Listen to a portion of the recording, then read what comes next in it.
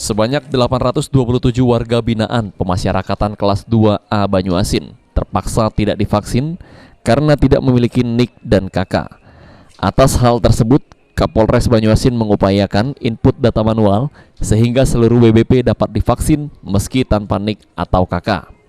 Untuk mengejar target vaksinasi, petugas perlu melakukan langkah inovasi, khususnya saat menghadapi kendala, termasuk kendala calon penerima vaksin yang tidak memiliki NIK dan KK. Warga-warga binaan yang belum tervaksin karena terkendala dari catatan identitasnya, nanti kita akan buat secara manualnya. Oh, secara manual itu Pak ya? Kan siapa saja akan kita datakan, akan jangan sampai ya dia sudah antri namun demikian karena datanya ketolak sehingga dia tidak dilakukan vaksin. Maka dari itu kita perbaiki ya, nanti didata ulang lagi oleh pihak Humas Lapas, Febri, nanti kita sinkronkan dengan vaksin yang ada di tempat itu.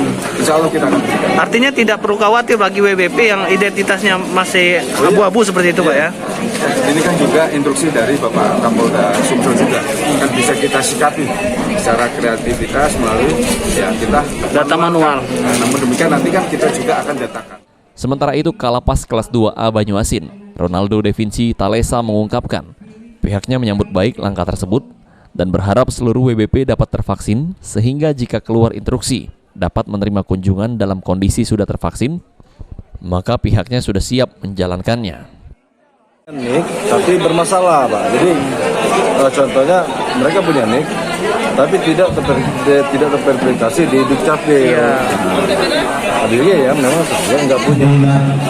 Jadi mungkin ke depannya kita usahakan jalan keluar. Apakah mereka yang punya NIK tapi belum terverifikasi di Dukcapil ini bisa divaksin? Kita tetap koordinasi dengan Kapolres nanti.